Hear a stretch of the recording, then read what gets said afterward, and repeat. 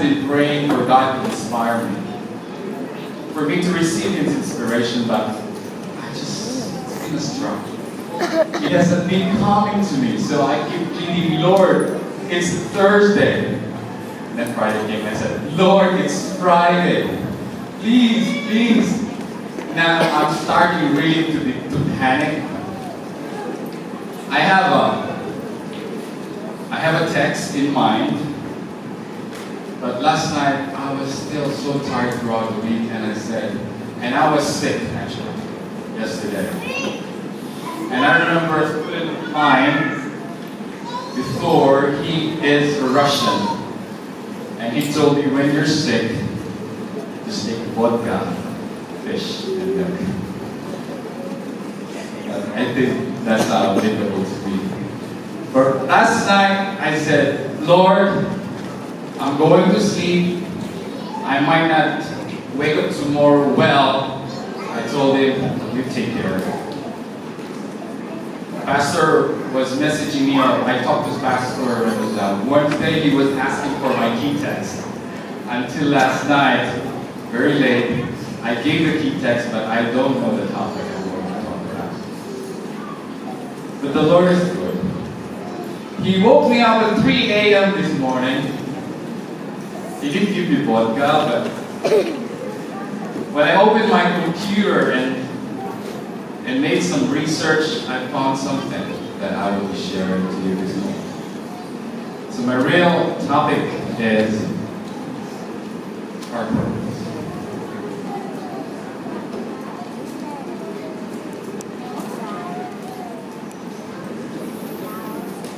I'll give you a minute to ask yourself, what is your purpose in life?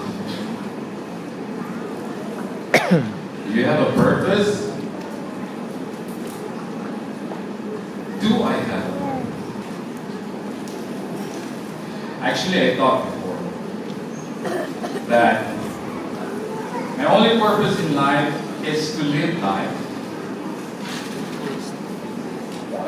Maybe get education. I was not a great student. When I was in elementary grades, my grades are all access. You know access? In Tagalog they call it palakol. You know those terms? My sister kept teasing me when I was younger. She said, your grades are all palakol, access. You know access? 7. All my grades were just passing.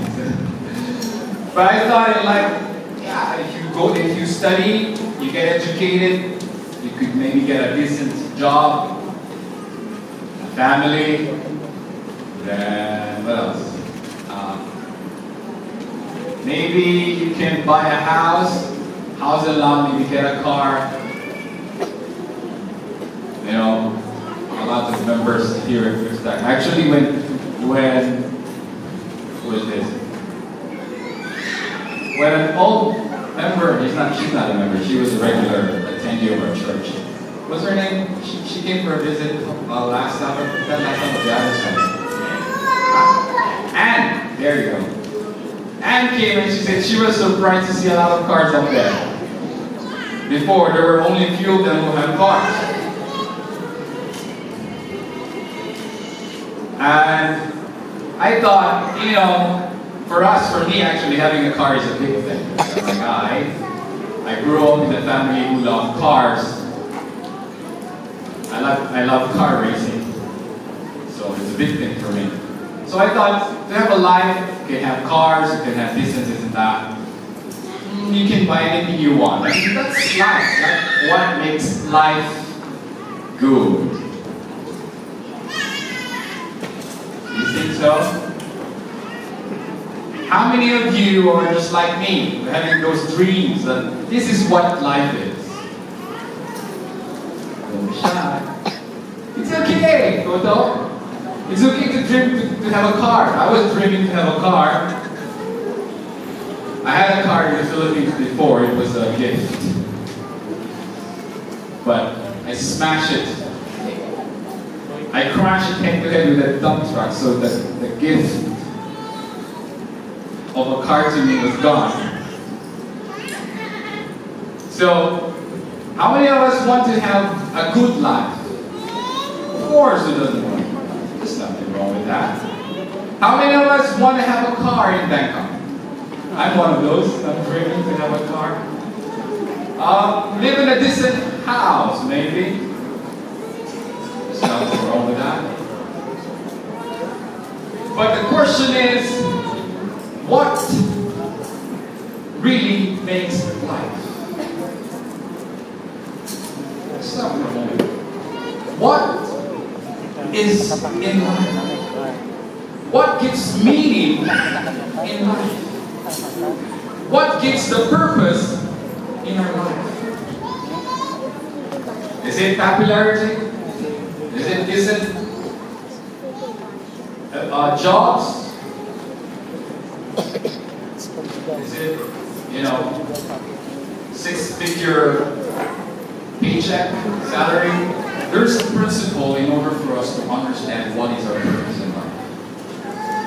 First, we need to know why we are created. Why are we created? Do you think there is a purpose why we are created by God? God has created us for Him, isn't it? He has created us for Him. And He has created us for a purpose, which is to serve Him. This is one of the purpose and the reason of life. But some people, or many people on earth, have not realized this. We thought that our lives are just directed to us. If you will notice, a few weeks back, from the beginning of the church year, one of our trainings for our church officers, we tried to come up with our vision, our mission, and our goals. Right? Can we flash that on the screen? This is not the actual thing that we actually, our mission and vision and goals that have been fully approved yet by our church board. But this is just the framework and the idea that I would like to present it to you. But most of it, actually the church goals are what we have discussed throughout those times, and I have just encapsulated them in these few sentences. And I have made some adjustment about the vision and the mission. Our mission used to be to care and prepare people for the coming of Christ. It used to be to care and prepare people for Christ's second coming, but I just made changes here. So do not take this as the final church vision, mission, and goals, but this is just mainly a church. Now, we were trying to, what the church is trying to do, or the office is trying to do, is we want to nail down our purpose in our church. We want to identify what we want to achieve. What will be our mission, our vision, and what is our goal? Let me ask you, brothers and sisters. For the many years that you have attended church, did you come to a point to realize what is your purpose? What is the reason for you coming every Saturday, every Sabbath you come to church? For what? Is it because you got used to it? Is it because we were born with this inheritance or with this habit of coming to church? To be honest with you, that is what I felt a few years ago. It's just, we're Adventists, so what do we do as Adventists? We go to church, right?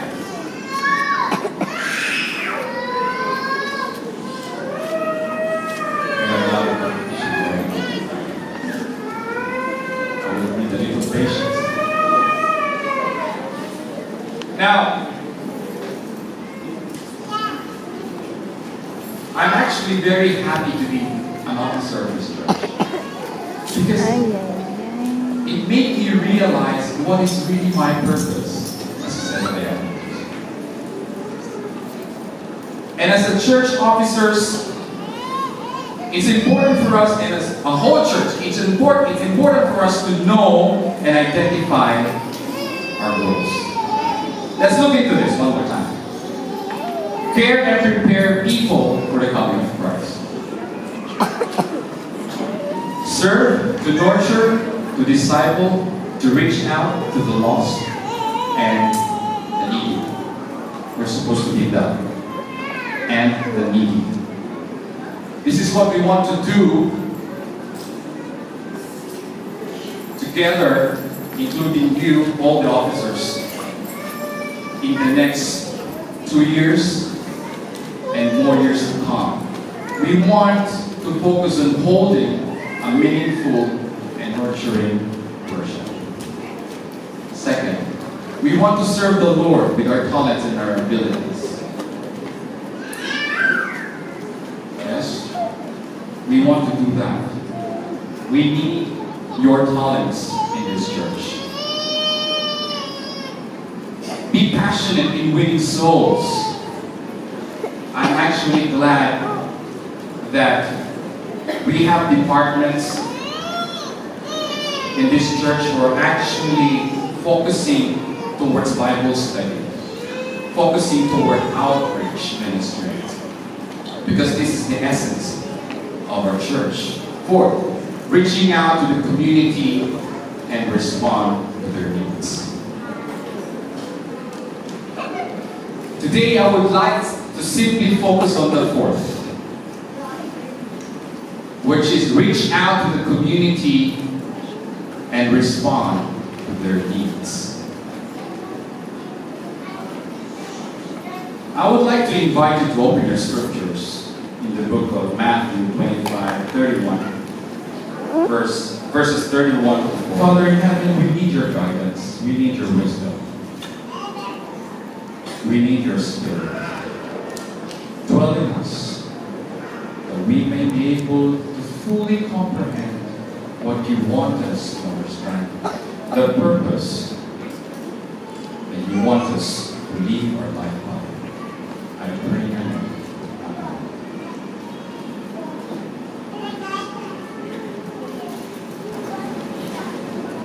If you will notice from the text in Matthew 25:31 to 40, what is the calling here to us? We know the story has been read a while ago. When Christ comes for the second coming in his final return, what is he going to ask from us?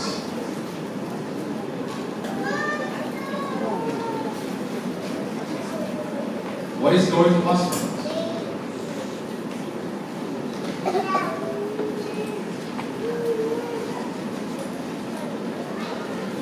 There are two reasons that we have been. There are two things that is being asked us to do, basically. What is that? To serve the Lord and to reach out to the lost and to the needy.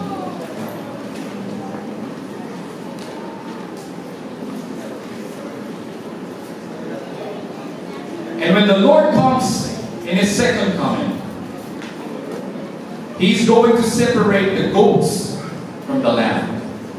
He will separate the people, his people, and those people who are pretending to be his people.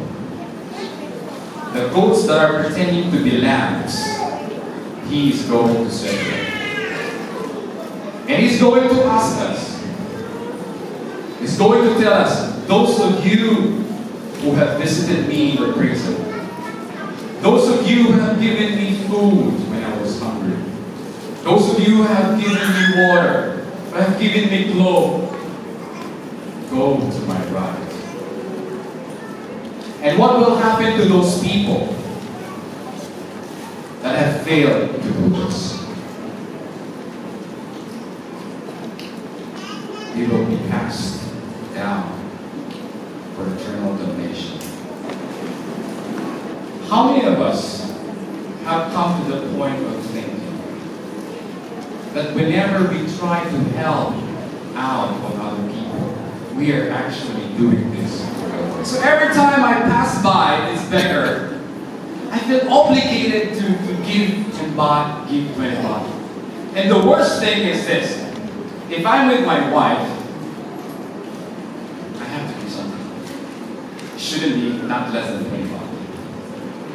So sometimes, we budget our expenses, right? To me, sometimes a 10 baht matters.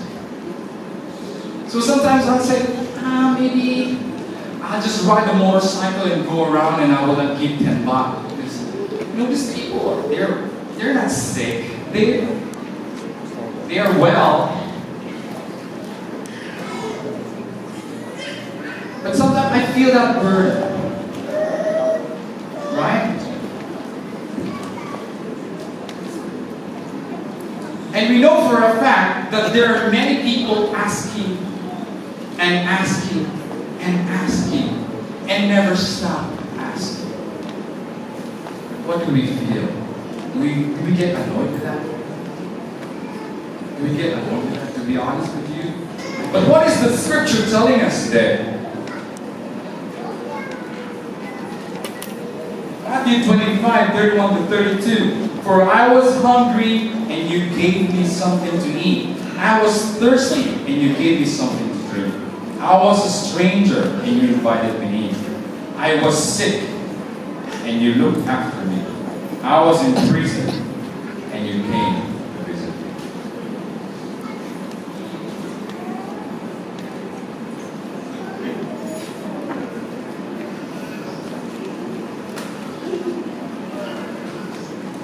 I'm not sure what you think, brothers and sisters. But every time somebody would come to me for food, somebody will come to me to pay for their rent on a regular basis. Don't you think that is a burden to bear? I was actually happy, brothers and sisters, because last Sabbath we were able to raise, that was more than 2,000 baht out of your donations to our Pakistani friends. And some of you have actually made pledges that you will be giving 20 baht, 50 baht. Some of you made pledges of 100 baht every week to help our Pakistani refugees. Thank you for that. And we would appreciate if you could be faithful to your commitments. This kept ringing in my mind, brothers and sisters. The reason I'm speaking to you this morning is because I want to share to you what I have learned. Pastor Van Warren has been telling us that we are obligated to those people around us that are less fortunate. But brothers and sisters, it is very clear from the scriptures. If we help those who are needy, we are not helping them. We are helping the Lord.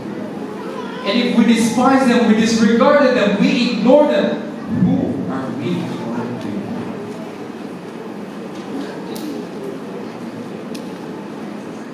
I think I cannot overemphasize this point. But the Lord, the message this morning is very clear, brothers and sisters. It is very clear that the Lord is calling us for our purpose. Our life will only have meaning if we live our life for others. Let me just quote one text to you, which is found in 1 John 3, verse 17. It says, if anyone has material possession and sees his brother in need and has no pity on him, how can the love of God be in him? I don't know about you, but the passage weighs heavily on the heavy heart because we have material things. We enjoy buying stuff that we like. We buy cars, we buy houses, we buy land, we buy clothes. We all have what we need. But let us remember, there are people around us who are trying to survive, trying to eat an ounce of flour a day. Galatians 6:10 says, therefore, as we have opportunity, let us do good to all people, especially those who belong to the family of believers. God has been calling us to reach out, to preach the gospel, to reach out to the lost and to the needy. The wonderful message of the brother and the wonderful message of the pastor goes inside here and goes out there. When we are entertained, we clap our hands and we rejoice. We say thank you, but after that, life goes back to normal. Now I would like to make a special commitment. I know you are hungry right now, but that will not serve our purpose in our life. I would like you to look into these goals. To care, prepare people for the coming of Christ. To reach out to the lost and the needy.